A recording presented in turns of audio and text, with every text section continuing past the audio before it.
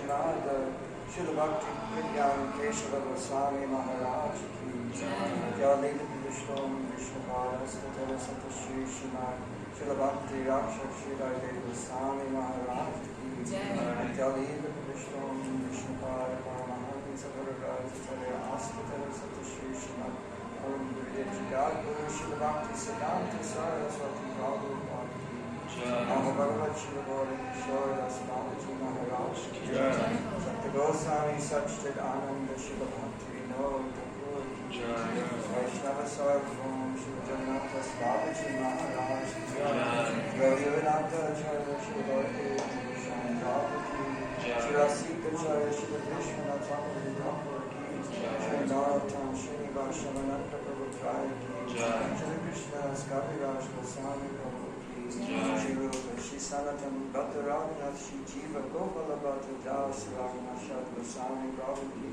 Shri Suknamadar, Rayananda, Shri Gaura Parashad Vindaki, Namacharya Shri Haridas Thakur ki, Prem Sabha, Shri Krishna Chaitanya Prabhu Nityananda, Shri Advaita Gadadhar, Shri Vasari Gaura Bhakta Vindaki, Shri Navadvip Mayapurdam ki, Govinda Devi ki, Shri Harinam Sankirtan ki, Bhakti Devi ki, Madhavati Bhakti Janani Kadasi Rati ki, Shri Shri Radha Krishna Gopala Shamukunda Radha Giri Govardhan ki, Shri Vrindavan Dham ki, Shri Devi ki, Shri Purnamasi Yogan Maya, Shri Tulsi Maharam Vrinda Devi ki, Lokishwara Mahadev ki, Jagannath Baladev Subhadadevi Sita Sanchakra Purushotam Dham Toka Lokanath ki, Narasimha Madhavana ki, Kantapravar Prahlad Maharaj ki, Anantagoti Vaishnavinda ki, Samavata Bhaktavinda ki, Jai Gaura Prem Hari Hari Bol. You changed your number. What? You changed your number, right? I did change my WhatsApp number, yeah. Okay, that's fine. So that's not coming to you. You're not getting it. No, I sent it to your previous number. I didn't realize you changed it. Oh, okay. So did you change it now to the new number? I'm going to send it to you. Okay. Okay. Let's see.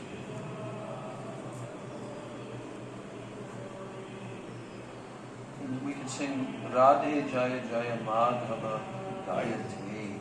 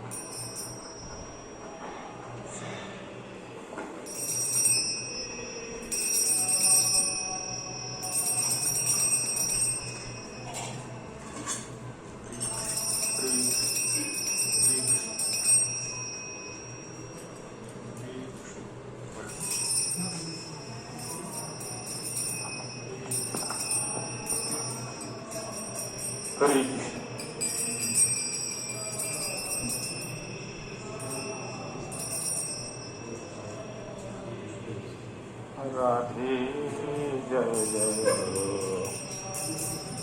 Madhava Daite Radhe Jaya Jaya Madhava Daite Radhe Jaya Jaya Madhava Daite Radhe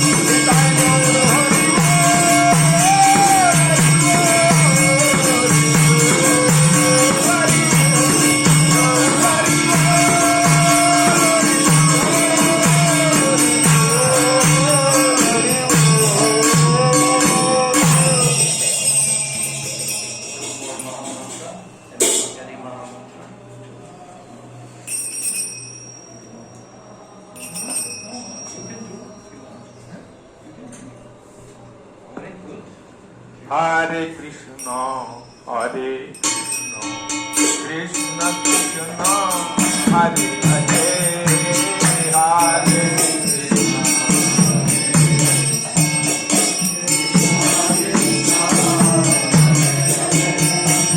Hare Rama, Hare Rama, Rama Rama, Hare Hare, Hare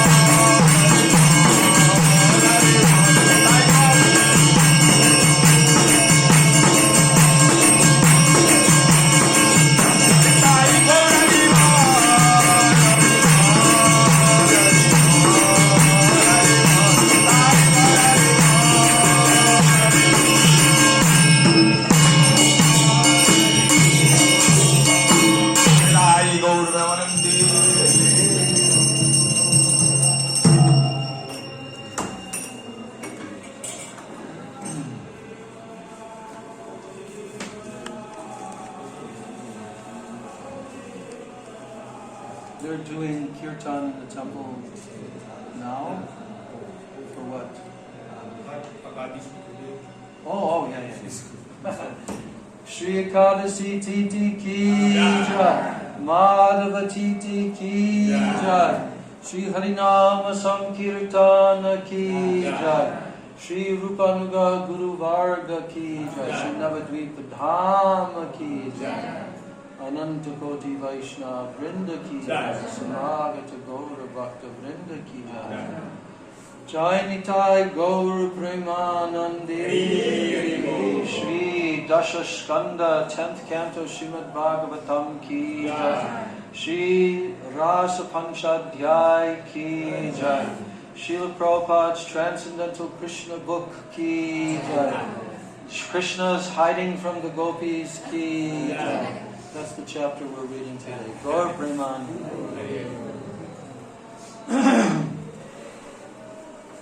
Guruve Gaur Chandraya Radhikaya Tadalai Krishnaya Krishna Bhaktaya Tadbhaktaya Namo Namaha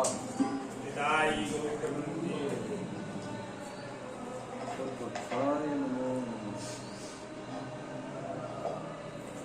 Ajnanatimirandasya Jnananjana Shalakaya Chakshur Unmilitam Yena Tasmai Shri Guruve Namaha.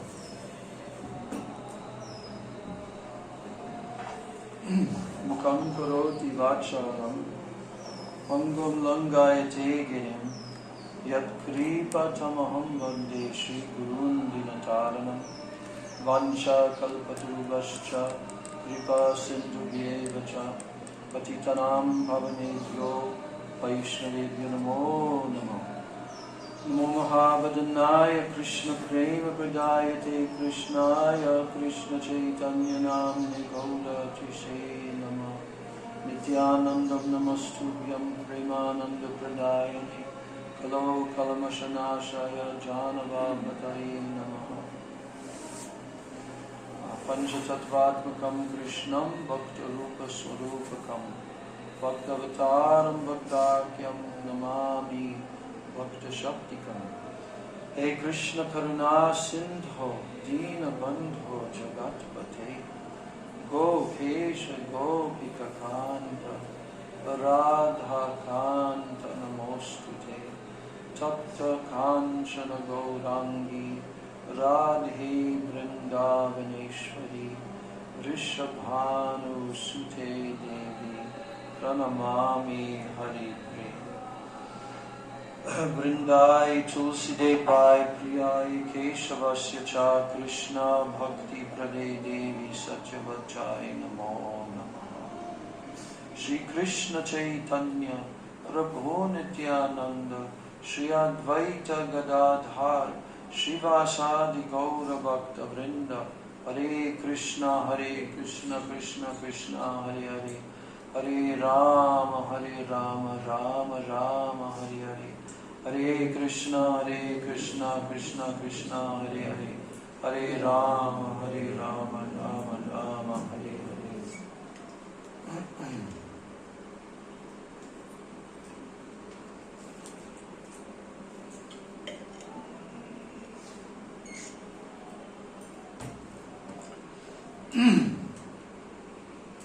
I'm offering my unlimited Dandavat Pranams, my Shraddha Pushpanjali, at the lotus feet of my most beloved worshipable Diksha and Siksha Gurudevs, Nityalila Pravishtom Vishnupad Paramahansa, Astotarashata Sri Shila, A.C. Bhaktivedanta Swami Maharaj, Srila Prabhupada, Nityalila Pravishtom Vishnupad Paramahansa, Astotarashata Sri Srimad Bhakti Rakshak, Sridhar Goswami Maharaj, and Nityalila Pravishtom Vishnupad Paramahansa, Astotarashata Sri Srila Bhaktivedanta Narayan Goswami Maharaj.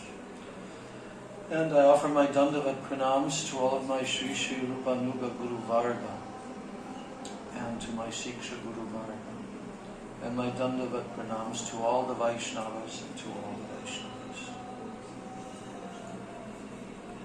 So we're now continuing from where we left off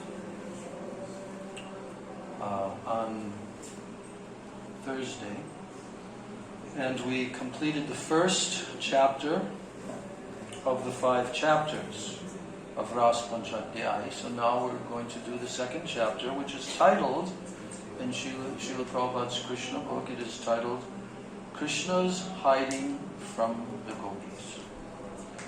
We also made our best attempt to remember in advance what are the particular activities that take place.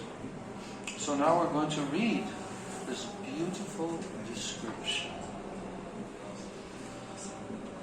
When Krishna suddenly disappeared from the company of the gopis, they searched for him everywhere. After not finding him anywhere, they became afraid, and they became almost mad after him. They were simply thinking of the pastimes of Krishna in great love and affection. And being absorbed in thought of him, they experienced loss of memory. And with dampened eyes, they began to see the very pastimes of Krishna, his beautiful talks with them, his embracing, kissing, and other activities. Being so attracted to Krishna, they imitated his dancing, his walking, and his smiling, as if they themselves were Krishna. And due to Krishna's absence, they all became crazy. Each one of them told the others that she was Krishna himself. Soon they all assembled together and chanted Krishna's name very loudly as they moved from one part of the forest to another searching for him. Actually, Krishna is all-pervasive. He is in the sky. He is in the forest. He is within the heart. And he is always everywhere. The gopis therefore began to question the trees and plants about Krishna. There were various types of big trees and small plants in the forest, and the gopis addressed them. Dear banyan tree, have you seen the son of Maharaj Nanda passing this way, laughing and playing on his flute?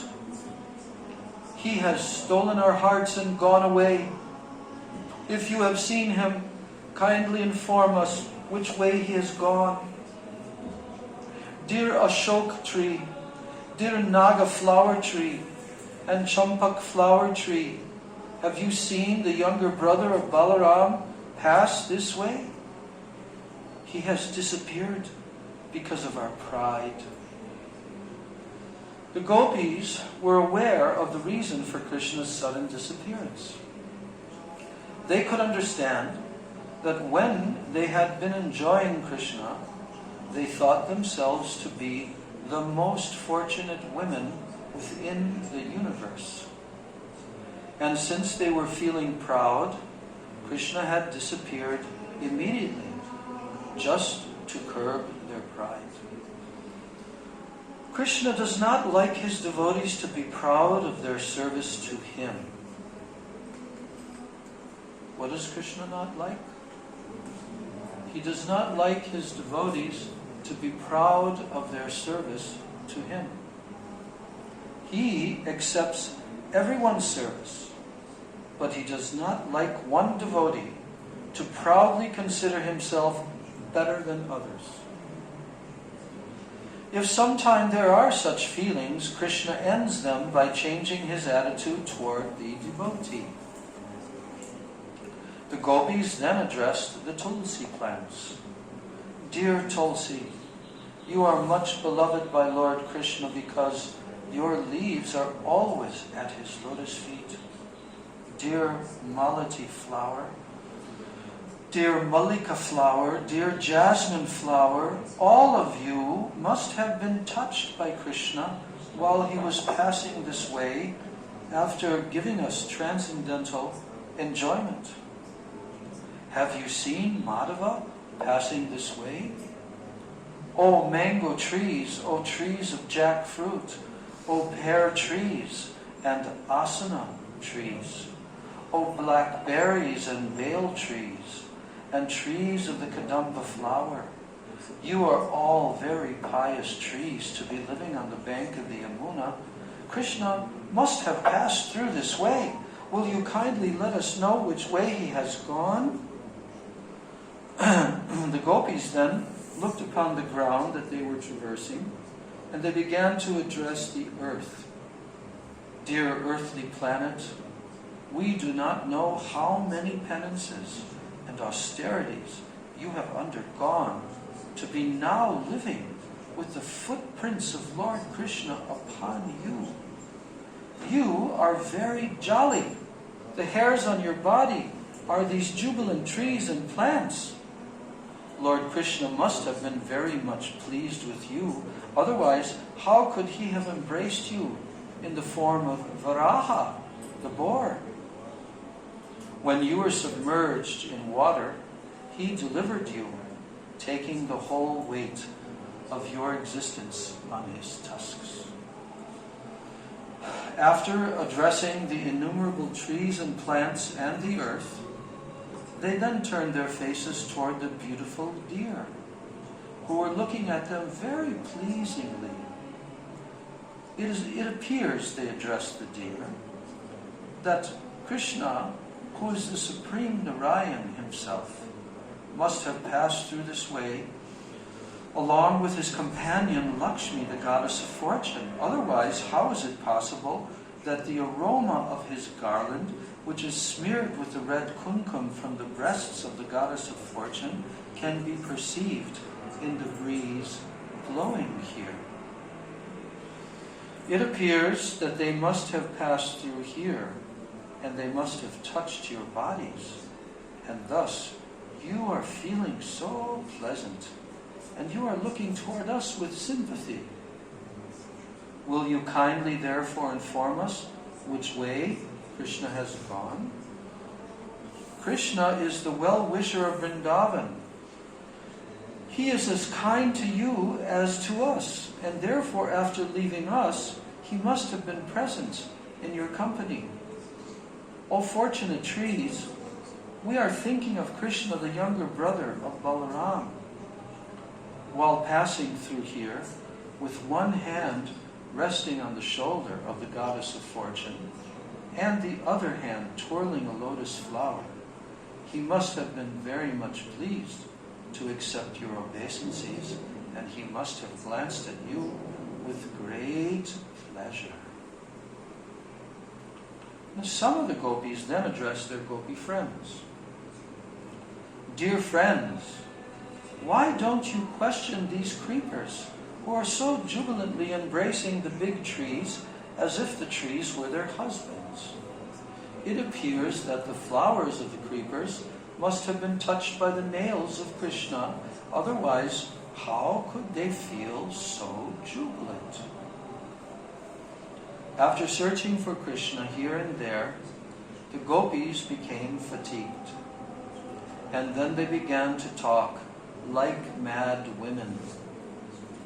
They could satisfy themselves only by imitating the different pastimes of Krishna. One of them imitated the demon Putana, and one of them imitated Krishna and sucked her breast. One gopi imitated a hand-driven cart, and another gopi lay down beneath the cart and threw up her legs, touching the wheels of the cart, as Krishna did to kill the demon Shakatasura. One gopi imitated child Krishna and laid down on the ground, and one gopi became the demon Trinavarta and carried the small child Krishna by force into the sky. And one of the gopis began to imitate Krishna while he was attempting to walk ringing his ankle bells. 2 gopis imitated Krishna and Balaram, and many others imitated their cowherd boyfriends.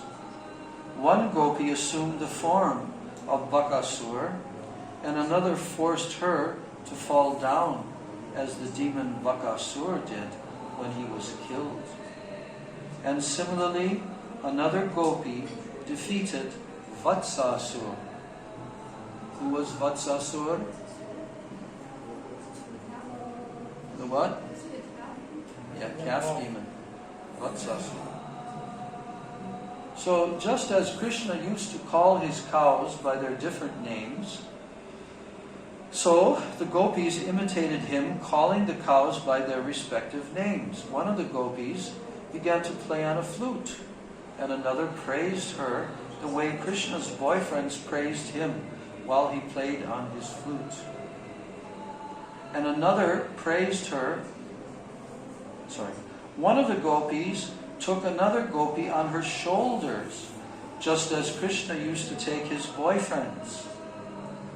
Did Krishna take his boyfriends on his shoulders? I thought only the boyfriends took Krishna on his shoulders. What do you think about that, oh educated Vaishnavas? Yes? They sometimes played a game of wrestling, and the winner had to take the loser on his shoulder. So one time Krishna lost to Sriram, and Sriram carried him on his shoulder. And one time Krishna lost to Sriram, so Krishna had to carry him. Yeah, but I don't believe that. You believe that? That Krishna, the Supreme Personality of Godhead, can lose in a wrestling match to his boyfriends? To his sakas? You believe that? You do? Even lost to Radharani. She's just a girl. No, they didn't wrestle. No, but if he can touch the feet of Radharani, why cannot be the right hands? Yeah, but Radharani didn't even have to wrestle with Krishna to defeat him. He was very easily defeated. Because where the Jayadeva Goswami become bewildered, then what to speak of your ordinary was. Yeah. But Krishna, he likes to be defeated by his devotees. Yeah. That's there in the Chaitanya Charitamrita, 4th chapter, toward the beginning, where Krishna is saying that when someone thinks of me as very, very great, the Supreme Personality of Godhead, and they think of themselves as very small and insignificant, then their bhakti cannot satisfy me. Why? Because that bhakti is weakened by this Aishwarya Gyan, knowledge of my opulence. But when my cowherd friends challenge me, and they see that, they look at me and they say, you are not such a big man. You think that you are such a big, strong man? No, we can easily defeat you. Come on, let's wrestle. And then when they defeat me, this gives me very great pleasure. But one time Krishna was defeated, and he was lying on his back, because he was pinned down by, I forget who it was it Subal, maybe? He was pinned down to the ground, his shoulders were pinned. That means he's defeated. And then Subal said to Krishna, you see, I've defeated you. And Krishna said, no. He said, what do you mean, no? You're down and I'm up. And I've defeated you. Then Krishna said, no. Your nose is down and my nose is up. So I've defeated you. So many pastimes like this. So the gopis, they are also playing all of these games to remember Krishna because they're feeling so much separation mood. Now,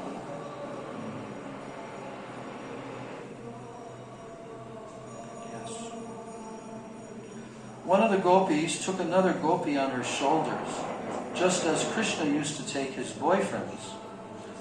And absorbed in thoughts of Krishna, the gopi who was carrying her friend began to boast that she was Krishna herself. She said, "All of you just see my movement." Then one of the gopis raised her hand with her covering garments and said, "Now, don't be afraid of the torrents of rain and the severe hurricanes. I'll save you." And in this way, she imitated the lifting of Govardhan Hill. One gopi forcibly put her feet on the head of another gopi and said, "You rascal Kaliya, I shall punish you severely. You must leave this place. I have descended to this earth to punish all kinds of miscreants."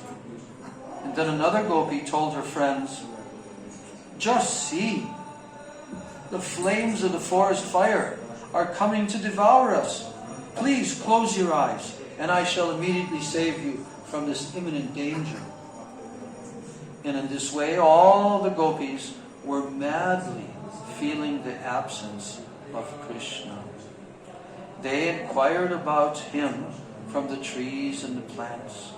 In some places, they found the imprints of the marks on the soles of his feet. What are those marks on the soles of Krishna's feet? For example, what? Lotus flower. You have to say louder. Conch shell, discus, mace, barley corn, lightning bolt, flags.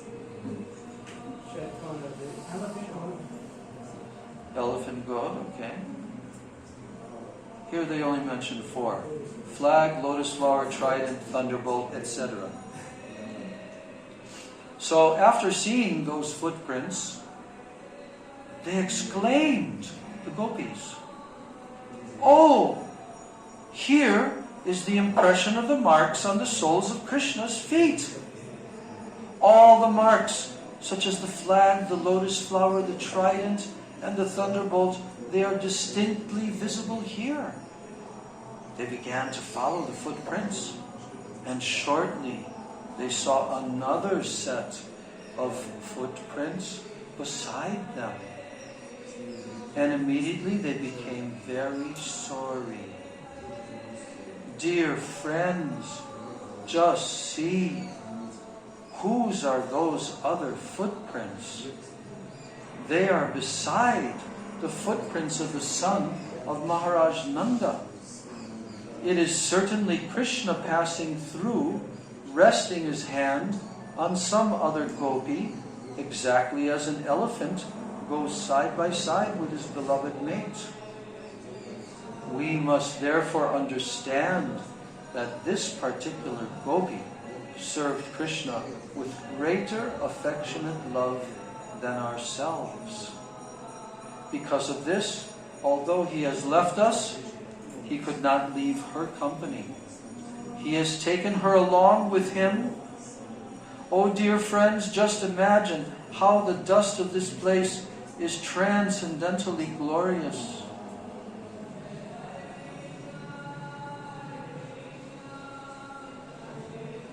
The dust of the lotus feet of Krishna is worshipped even by Lord Brahma and Lord Shiva and the goddess of fortune, Lakshmi. But at the same time, we are very sorry that this particular gopi has gone along with Krishna, for she is enjoying the nectar of Krishna's kisses and leaving us aside to lament. Oh friends, just see, at this particular spot, we do not see the footprints of that gopi. It appears that because there were some pinpricks from the dried grass, Krishna took Radharani on his shoulders. See, Prabhupada stuck in the name of that gopi. Couldn't stop himself, Prabhupada. Krishna took Radharani on his shoulder. Oh, she is so dear to him. Krishna must have picked some flowers in this spot to satisfy Radharani. Because here, where he stood erect to get the flowers from the high branches of the tree, we find only half the impression of his feet. Oh, dear friends, just see how Krishna must have sat down here with Radharani and tried to set flowers in her hair. What's the name of that place? In Vrindavan? Sringavat. And there's a picture at Sringavat, very famous picture. When you go up onto the mandap, where Krishna was decorating Radharani, then you see a picture there, and Srimati Radharani is looking into a mirror while Krishna is behind her, and he's arranging her braid, her hair braid, and Radharani is looking at who? Krishna. Yes, Keshava. So,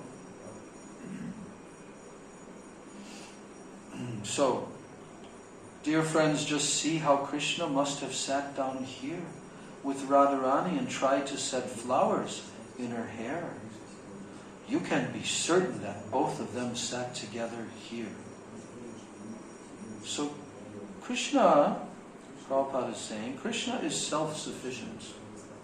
He has nothing to enjoy from any other source.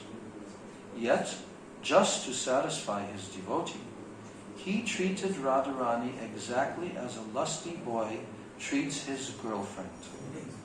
Krishna is so kind that he always tolerates the disturbances created by his girlfriends.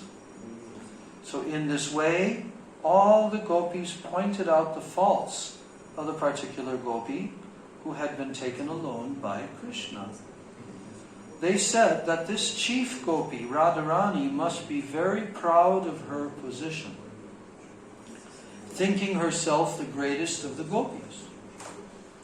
Yet, how could Krishna take her away alone, leaving all of us aside, unless she is extraordinarily qualified and beautiful? She must have taken Krishna into the deep forest and told him, "My dear Krishna, I am now very tired. I cannot go any further. Please carry me wherever you like." So when Krishna was spoken to in that way, he might have told Radharani, "All right, better get on my shoulder." But immediately Krishna must have disappeared, and now Radharani must be lamenting for him. "My dear lover, my dearest, you are so fine and so powerful. Where have you gone? I am nothing but your most obedient maidservant. I am very much aggrieved. Please come and be with me again." Krishna, however, is not coming to her. He must be watching her from a distant place and enjoying her sorrow. Then all the gopis went further and further into the forest, searching out Krishna. But when they learned that actually Radharani was left alone by Krishna, they became very sorry. This is the test of Krishna consciousness. This is the test.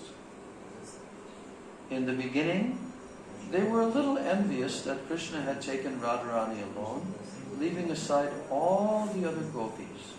But as soon as they knew that Krishna had also left Radharani and that she was alone lamenting for him, they became more sympathetic to her. The gopis found Radharani and they heard everything from her about how she had misbehaved with Krishna and how she was proud and was insulted for her pride. And after hearing all this, they became actually very sympathetic. Then all the gopis, including Radharani, proceeded further into the forest until they could no longer see the moonlight. And And when they saw that it was getting gradually darker, they stopped. Their mind and intelligence became absorbed in thoughts of Krishna. They all imitated the activities of Krishna and his speeches. And due to their heart and soul being completely given to Krishna, they began to chant his glories, completely forgetting their family interests. In this way, all the gopis returned to the bank of the Yamuna, and they assembled there, and expecting that Krishna must return to them, they simply engaged in chanting the glories of Sri Krishna, Hare Krishna, Hare Krishna, Krishna Krishna, Hare Hare, Hare Rama, Rama Rama, Hare Hare. Thus ends the Bhaktivedanta purport of the 13th chapter of Krishna, Krishna's hiding from the gopis. Chapter 31, Songs by the Gopis. What's that chapter called in Sanskrit? Gopi Geet. Everyone say, Gopi Geet. So now, we're going to hear, Prabhupada did a very interesting, small, short summary of the Gopi Geet. Quite short. Quite short. You see, Prabhupada left it for Gurudev to bring a whole separate book for the Gopi Geet. Now, songs by the gopis. One gopi said, "My dear Krishna, ever since you took your birth in this land of Braj Bhumi, everything appears to be glorious. The land of Vrindavan has become glorious, and it is as if the goddess of fortune is personally always existing here. But it is only we who are very unhappy, because we are searching for you, but we cannot see you with our greatest effort. Our life is completely dependent upon you. Therefore we request that you again come to us." Then another gopi said, "My dear Krishna, you are the life and soul even of the lotus flower that grows on the water of lakes made transparent by the clear rains of autumn. Although the lotus flowers are so beautiful, without your glance they fade away. And similarly without you, we are also dying. Actually, we are not your wives, but we are your slaves. You never spent any money for us, yet we are simply attracted by your glance. And now if we die without receiving your glance, you'll be responsible for our deaths. Certainly the killing of women is a great sin. And if you do not come to see us and we die, you will suffer the reactions of sin. So please, come see us. Do not think that one can be killed only by certain weapons. We are being killed by your absence. You should consider how you are responsible for killing women. We are always grateful to you because you have protected us many times. From the poisonous water of the Yamuna, from the serpent Kaliya, from Bakasura, from the anger of Indra and his torrents of rain, from the forest fire, and so many other incidents. You are the greatest and the most powerful of all.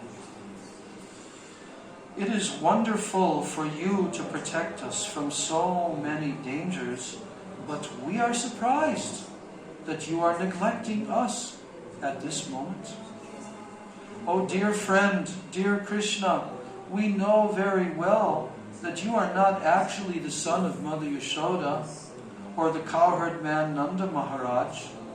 You are the Supreme Personality of Godhead and the Super Soul of all living entities.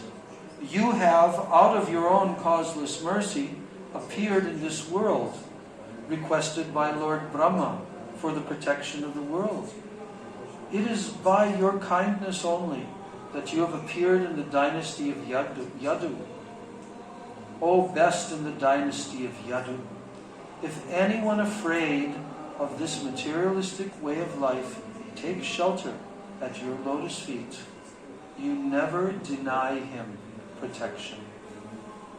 Your movements are sweet, and you are independent, touching the goddess of fortune with one hand, and in the other bearing a lotus flower. That is your extraordinary feature. Please therefore come before us and bless us with the lotus flower in your hand. Dear Krishna, you are the killer of all the fears of the inhabitants of Vrindavan. You are the supremely powerful hero, and we know that you can kill the unnecessary pride of your devotee, as well as the pride of women like us, simply by your beautiful smile. We are simply your maidservants and your slaves. Please therefore accept us by showing us your beautiful, lotus-like face. Dear Krishna, actually we have become very lusty having been touched by your lotus feet. Your lotus feet certainly kill all kinds of sinful activities of devotees who have taken shelter there. You are so kind that even the ordinary animals take shelter under your lotus feet. Your lotus feet are also the residence of the goddess of fortune. Yet, you danced on the heads of the Kaliya serpent with them. Now we are requesting you to kindly place your lotus feet on our breasts and pacify our lusty desire to touch you. O Lord, your attractive eyes, like the lotus, are so nice and pleasing.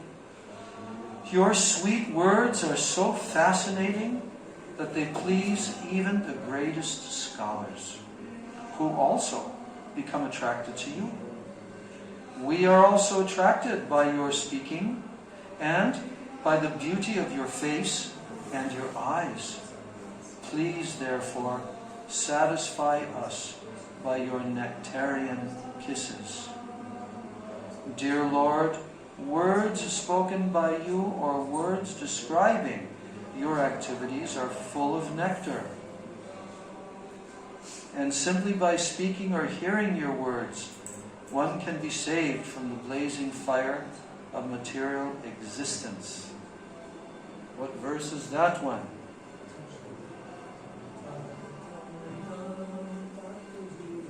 Loud, louder.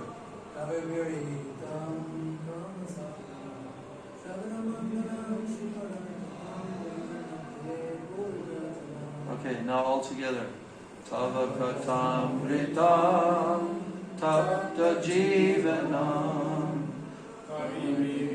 vitam kalmashapaham sanamangalam srimadatam bhuvi grinanti je buridajama. So here Prabhupada summarizes that verse by saying, Dear Lords, words spoken by you, tava katamritam, or the words describing your activities, are full of nectar. And simply by speaking or hearing your words, one can be saved from the blazing fire of material existence. Great demigods like Lord Brahma and Lord Shiva are always engaged in chanting the glories of your words. They do so to eradicate the sinful activities of all living entities in the material world. And if someone tries to hear your transcendental words, he can very quickly be elevated to the platform of pious activities.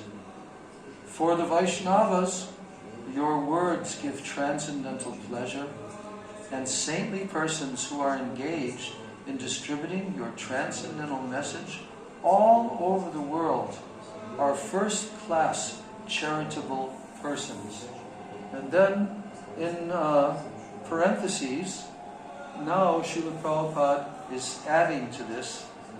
He says, this was confirmed by Rupa Goswami when he addressed Lord Chaitanya as the most munificent incarnation, because he distributed the words of Krishna and love of Krishna free of charge all over the world.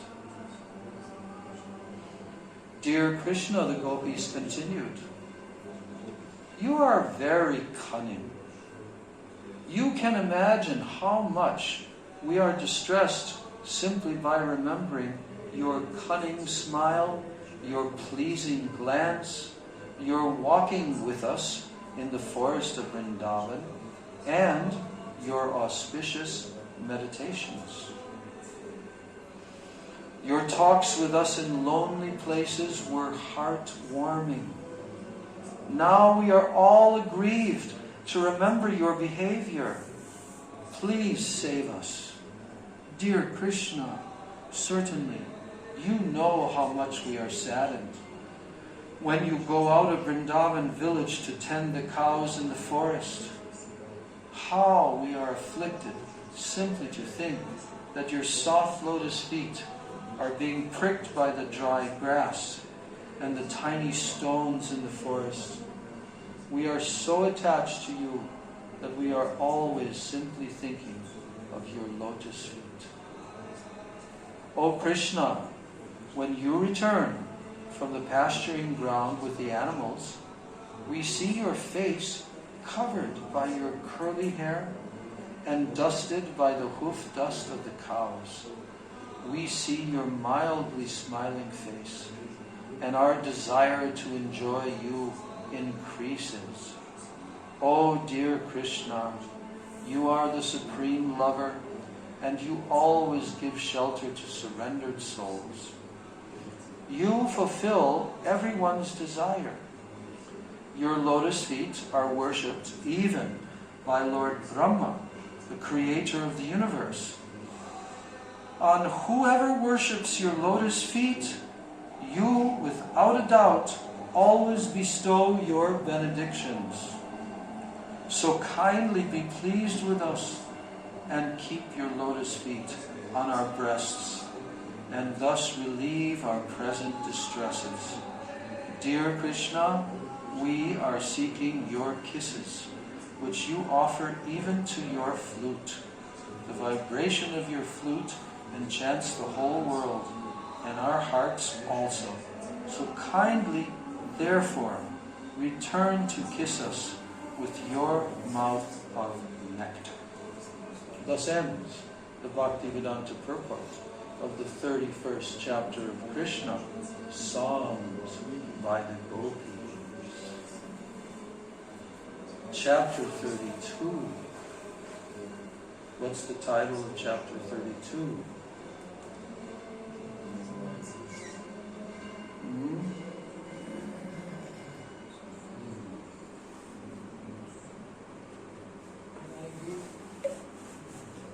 What happens in the next chapter? Krishna returns. He could not stay away, right?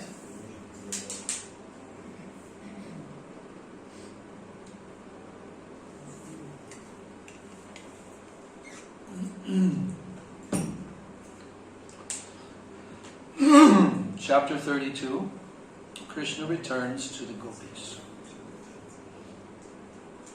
When Lord Krishna finally reappeared among the assembled gopis, he looked very beautiful, just befitting a person with all kinds of opulences.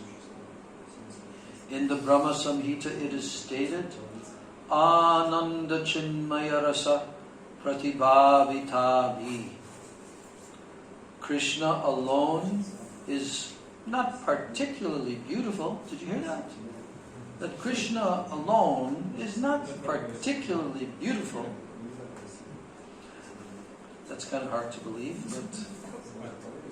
but when his energy, especially his pleasure energy, represented by Radharani, expands, he looks very magnificent. The Mayavad conception of perfection and absolute truth without potency, it is due to insufficient knowledge. Actually, outside the exhibition of his different potencies, the absolute truth is not complete. Is the absolute truth complete without his Shakti? Tell me. Huh? No. He's not complete. But the Mayavadis, they think that the absolute has no Shakti, no potency. But that is due to their insufficient knowledge. So, actually outside of the exhibition of his different potencies, the absolute truth is not complete.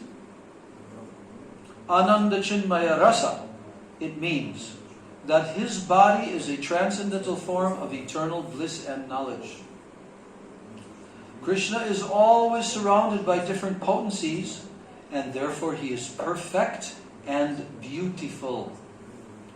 We understand from the Brahma Samhita and from the Skanda Purana that Krishna is always surrounded by many thousands of goddesses of fortune. And the gopis are all goddesses of fortune. And Krishna took them hand in hand on the bank of the Yamuna. So now, all the educated devotees in the room will sing the verse from the Brahma Samhita, wherein it is told that Krishna is always surrounded by thousands and millions of goddesses of fortune. What's that verse? Chintamani prakara sadmasu kalpa vriksha lakshavriteshu surabhirabi palayantam Lakshmi sahasra shata sambrama sevyamanam Govindam Adikurusham Tamaham Bhajami Govindam Adikurusham Tamaham Bhajami Govindam Adipurusham Tamaham Bhajami. Chintamani Prakara Sadamasu. I'm going to break this apart and each one is going to tell what these words mean. What does Chintamani Prakara Sadamasu mean?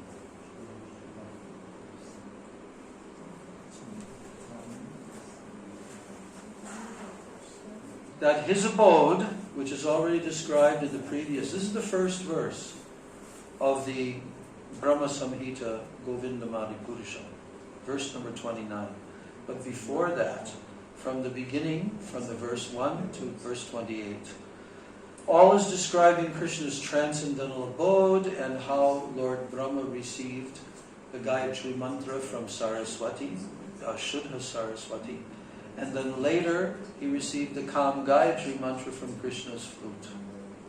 And then, after he became enlightened by Krishna's flute, it's described that now he became completely overwhelmed by the ocean of transcendental realization that came into his heart. And he offered these prayers to Krishna. So, this is the first verse, and he says, Chintamani prakara sadamasu. This means that his abode is made of what? Chintamani. What is a chintamani? Chinta, money. Money means jewel. And chinta means what? Chinta means desire. Desire stone. Or whatever you think about. Chinta mani. But also it means transcendental touchstone. Okay? So Krishna's abode is not made of, like on this earthly plane. It looks, because this is a perverted reflection, but it's 1,000,000 times more beautiful, effulgent, transcendental, unbelievably, overwhelmingly beautiful. Because it's made of Chintamani. So, Kalpa Briksha. And then the next word is Kalpa Briksha. What is a Kalpa Briksha? Do you know?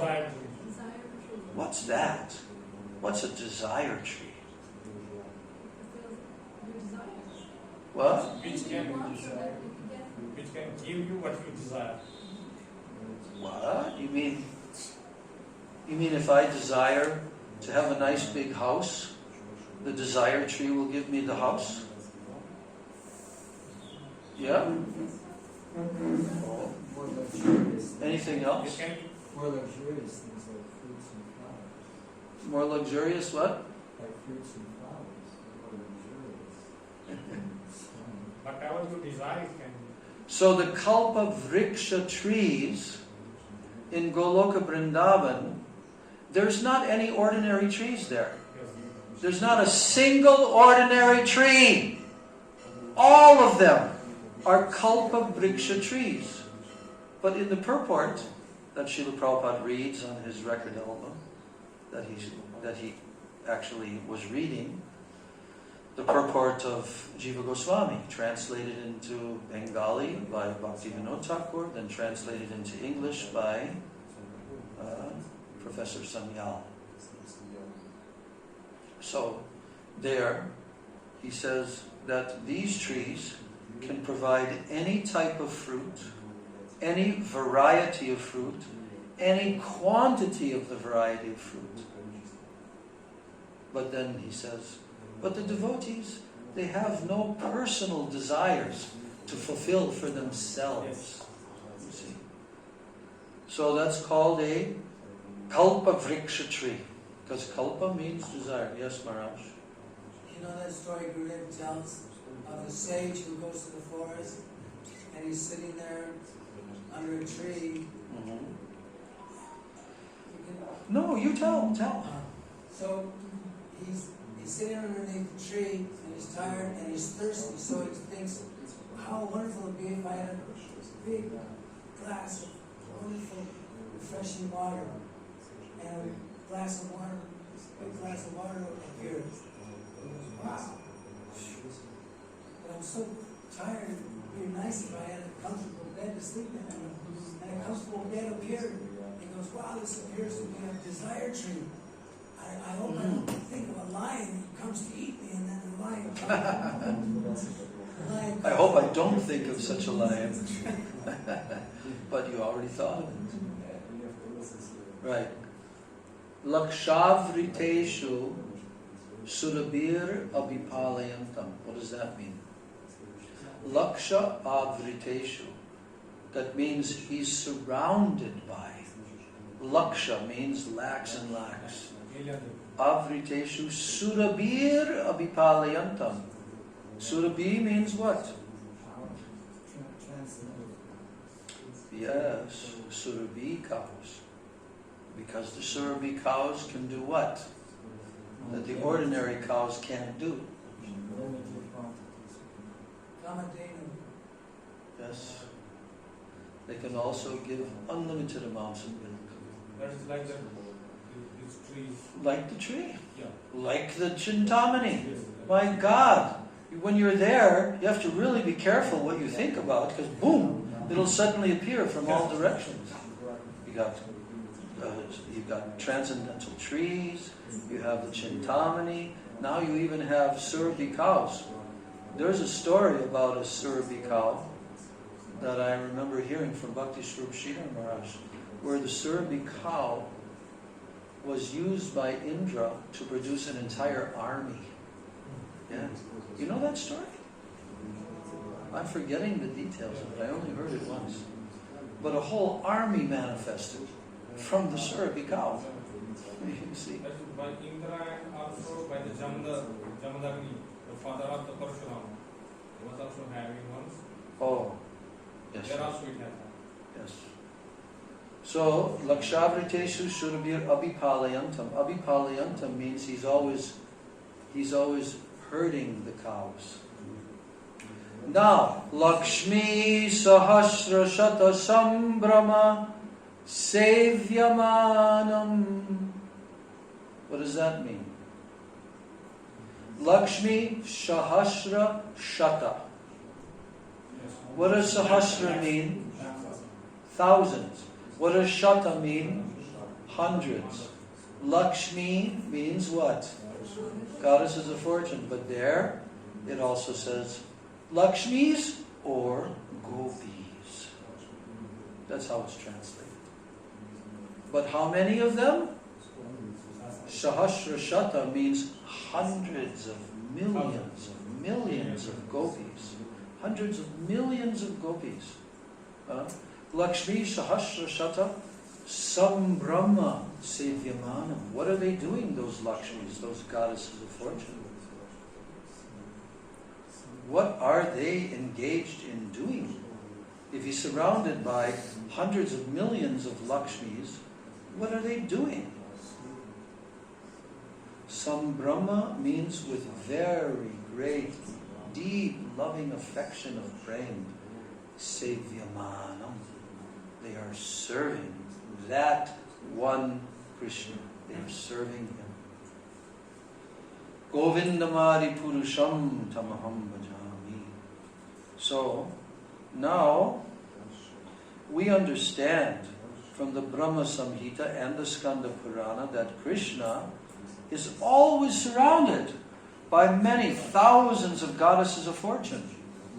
The gopis are all goddesses of fortune. And Krishna took them hand in hand on the bank of the Yamuna. And it is said in the Skanda Purana, now we're going to hear something special about the gopis. It is said in the Skanda Purana that out of many thousands of gopis, 16,000 are prominent. And out of those 16,000 gopis, 108 are especially prominent. And out of these 108 gopis, 8 gopis are still more prominent. And out of these 8 gopis, Radharani and Chandravali are even more prominent.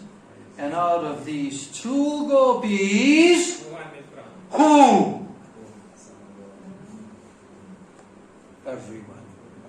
Radharani ki jai, Radharani ki jai, Maharani ki jai, Radharani ki jai, Maharani ki jai, Radharani ki jai, Maharani ki jai, Radharani ki jai, Maharani ki jai,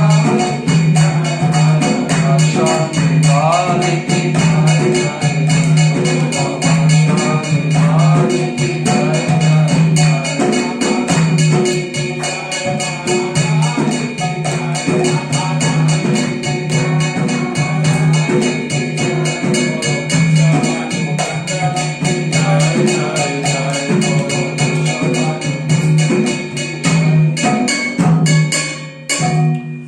Krishna entered the forest on the bank of the Yamuna, the moonlight dissipated the surrounding darkness.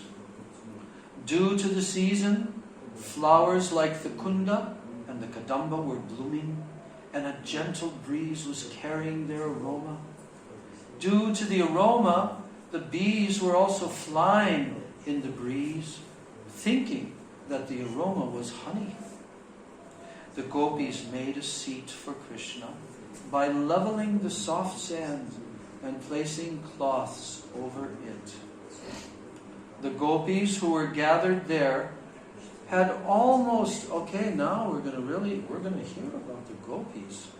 Where did they come from in their previous lives? Some of them. the gopis who were gathered there had almost all been followers of the Vedas. In their previous births, during Lord Ramachandra's advent, they had been Vedic scholars who desired the association of Lord Ramachandra in conjugal love. And Ramachandra had given them the benediction that they would be present for the advent of Lord Krishna, and he would fulfill their desires. Remember how Gurudev explained that? How did Gurudev explain about those sages in the forest who saw Lord Ram? What was their sadhan bhajan that they were performing? They were doing... Huh? Yes. They were chanting the Gopal mantra. I was trying to remember, did the Gopal mantra came in their heart from Sri Ramchandra, or did Narayamuni or someone? I can't remember how they got That it. I don't remember. But they were worshipping Krishna with the Gopal mantra, these ancient sages. And as a result of that, what arose in their heart? The mood of conjugal love towards Krishna. Even though they're in the bodies of long-bearded, old, gray-haired sages. But when Lord Ramachandra came into that forest and he saw all of them, they looked at him and he could immediately read from their hearts, from their expressions, everything, that they had the conjugal desire to have a relationship with him. But then what did he tell to them? He says, yes, your desire will be fulfilled, but not in this incarnation.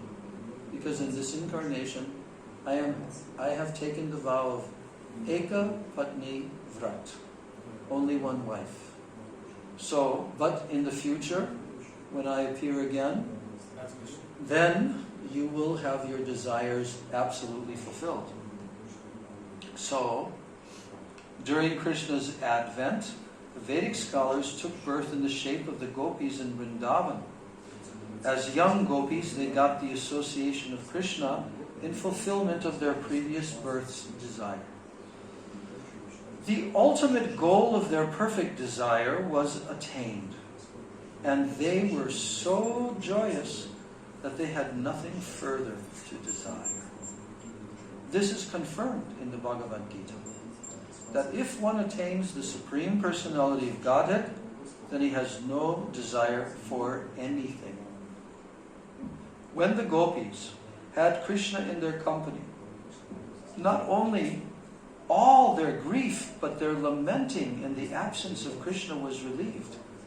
So now, after chanting the Gopi Gita and seeing Krishna, and now he's in their company, their hearts became completely relieved. They felt that they had no desire to be fulfilled. Fully satisfied in the company of Krishna, they spread their cloths on the ground. These garments were made of fine linen, and they were smeared with the red kumkum, which decorated their breasts. With great care, they spread a sitting place for Krishna. Krishna was their life and soul, and they created a very comfortable seat for him. Now, sitting on the seat amongst the gopis, Krishna became more beautiful. The great yogis like Lord Shiva, Lord Brahma, or even Lord Shesha and others, they always try to fix their attention upon Krishna in their hearts. But here, the gopis actually saw Krishna seated before them on their cloths. In the society of the gopis, Krishna looked very beautiful. They were the most beautiful damsels within the three worlds, and they assembled together around Krishna. I remember how Gurudev would sometimes try to make comparisons. Comparisons between the beauty of certain ladies. You remember? when he would talk about Raghunath Das Goswami and how Raghunath Das Goswami had everything his heart could ever desire materially. He was like a prince. He was a prince.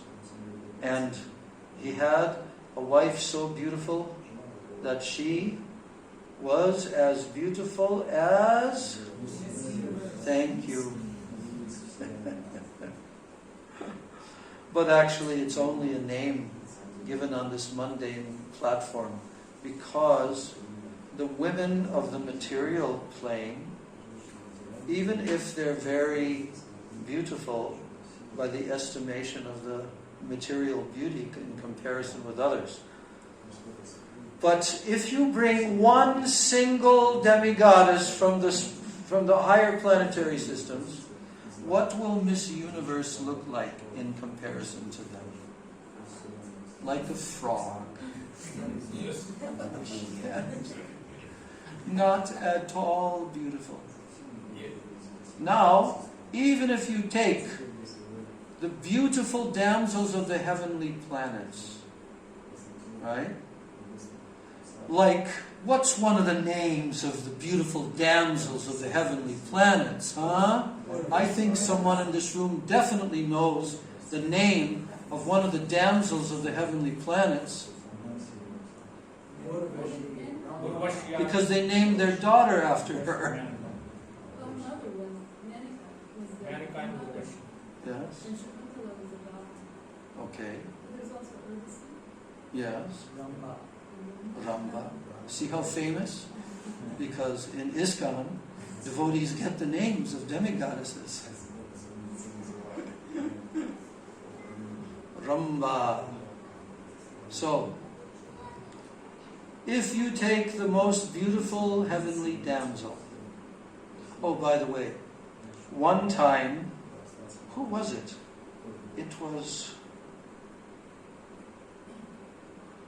There was one king that came there to the heavenly planets. You might remember. Bhakti Srila Maharaj is also telling this story. One king from the earthly plane came there. Huh? No. Not Muchukunda. There was another king that came there. Anyway, but while he was there, all the denizens of the heavenly planet who were surrounding him, they began to smell some odor, which was quite disgusting. And what was that odor? He has a material body, okay? In this heavenly planets, the demigods and demigoddesses, they don't have a gross material body made of earth, water, fire, air, ether. They only have the subtle body. And it's described in so many different verses, in one of the 10th canto verses also, that the fragrance of their bodies is like the beautiful aroma of beautiful flowers, right? And they look so beautiful. But if you take a demigoddess from the heavenly planets and you compare her to a Lakshmi from Vaikuntha, she will look extremely unattractive. Yes. Then if you take a Lakshmi from Vaikuntha, even though they're completely transcendental, Satchidananda, but you compare them to the beauty of the gopis of Vrindavan, they will lose completely. You see. Because the gopis of Vrindavan are able to associate with the supreme hero of all heroes. They have to be qualified in every single possible way. And therefore, not only are they the most beautiful, exquisitely beautiful in the whole creation, but they also are very extremely talented. They know all the 64 arts to perfection, like that. So, yes. So, in the society of the gopis, Krishna looked very beautiful. And they were the most beautiful damsels within the three worlds, and they assembled together around Krishna. Now Krishna seated himself beside each of the many gopis. What? Did you hear that before? That Krishna seated himself beside each and every one of the millions of gopis. Shatakoti gopi. So, and it may be asked herein, how did he do this? There is a significant word in this verse. Ishvara. As it is stated in the Bhagavad Gita, Ishvara Sarva Bhutanam. Ishvara refers to the Supreme Lord as the super soul seated in everyone's heart. Krishna also manifested this potency of expansion as the Paramatma in this gathering with the gopis. Krishna was sitting by the side of each gopi unseen by the others. Krishna was so kind to the gopis that instead of sitting in their hearts to be appreciated in yogic meditation, he seated himself by their sides. And by seating himself outside, he showed special favor to the gopis, who were the selected beauties of all creation. And having gotten their most beloved Lord, the gopis began to please him by moving their eyebrows and smiling, and also by suppressing their anger. Some of them took his lotus feet in their laps and massaged them. And while smiling, they confidentially expressed their suppressed anger. And then they said, "Dear Krishna, we are ordinary women of Vrindavan, and we do not know much about Vedic knowledge, what is right, what is wrong. We therefore put a question to you, and since you are very learned, you can answer it properly. Here's our question. In dealings between lovers, we find that there are three classes of men. One class simply receives, another class reciprocates favorably, and even if the lover is very contrary, and the third class neither acts contrary nor answers favorably in dealings of love. So out of these three classes, which do you prefer, or which do you call honest, Krishna?" So in answer, Krishna said, "My dear friends, persons who simply reciprocate the loving dealings of the other party, they are just like merchants. They give in loving affairs as much as they get from the other party. And practically there is no question of love. It is simply self-interested or self-centered business dealing. And even those without a tinge of loving affairs, they are better than these merchants.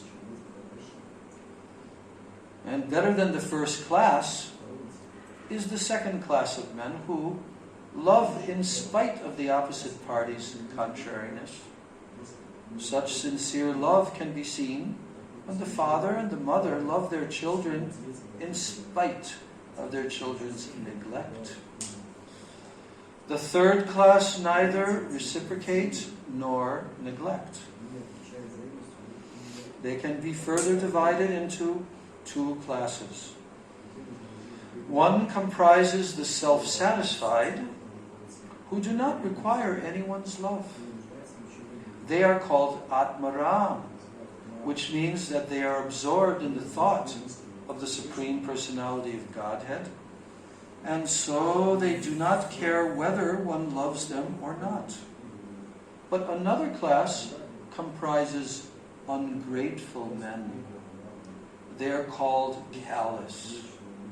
The men in this group revolt against superior persons, For instance, a son, in spite of receiving all kinds of things from loving parents, he may be callous and he may not reciprocate. So those in this class are generally known as Guru Druha, which means that they receive favors from the parents or the spiritual master, and yet they neglect them.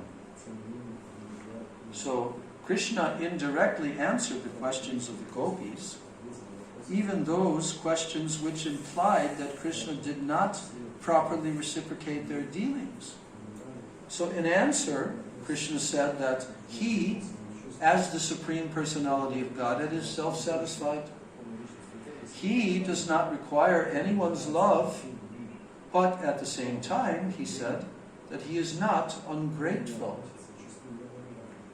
My dear friends, Krishna continued, you might be aggrieved by my words and my acts, but you must know that sometimes I do not reciprocate my devotees' dealings with me. My devotees are very much attracted to me, but sometimes I do not reciprocate their feelings properly in order to do what? What do you think? Yes, in order to increase their love for me more and more. If I can very easily be approached by them, then they might think, Krishna is so easily available, so sometimes I do not respond. And if a person has no money, but after some time accumulates some wealth, and then loses it, he will think of the lost property 24 hours a day. So similarly, in order to increase the love of my devotees, sometimes I appear to be lost to them. And instead of forgetting me, they feel their loving sentiments for me increase. My dear friends, do not think for a moment that I have been dealing with you as I do with ordinary devotees. I know who you are. You have forsaken all kinds of social and religious obligations.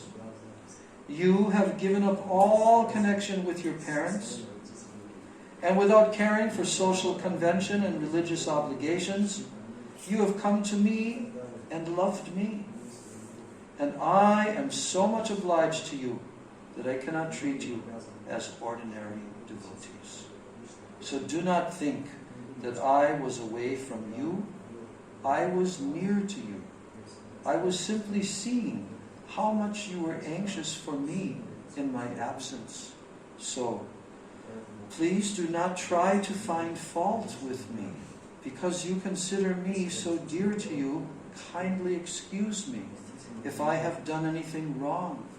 I cannot repay your continuous love for me, even throughout the lifetimes of the demigods in the heavenly planets. It is impossible to repay you or show enough gratitude for your love. Therefore, please be satisfied by your own pious activities. You have displayed exemplary attraction for me, overcoming the greatest difficulties arising from family connections. Please be satisfied with your highly exemplary character, for it is not possible for me to repay my debt to you. And this is the final paragraph. The exemplary character of devotional service manifested by the devotees of Vrindavan is the purest type of devotion. It is enjoined in the authoritative Shastras that devotional service must be ahoituki and apratihata. This means that devotional service to Krishna cannot be checked by political or religious convention. The stage of devotional service is always transcendental. The gopis particularly showed pure devotional service toward Krishna, so much so that Krishna himself remained indebted to them. Lord Chaitanya thus said, that the devotional service manifested by the gopis in Vrindavan excelled all other methods of approaching the Supreme Personality of Godhead. Thus ends the Bhaktivedanta purport of the 32nd chapter of Krishna. Krishna returns to the gopis. Gaur Premanande. Jai Shri Rasa Panchadhyay Ki Jai. Shri Prabhupada Ki Jai. Shri Gurudeva Ki Jai. Shri Rupanuga Guru Varga Ki Jai. Dasha Skanda Srimad Bhagavatam Ki Jai. Ananta Koti Vaishnava Vrinda Ki Jai. Samagata Gaura Bhakta Vrinda Ki Jai. Nitai Gaur Premanande. Hari Hari Gaur. Hare Krishna, Krishna Krishna, Hare Hare, Hare Rama, Rama Rama, Hare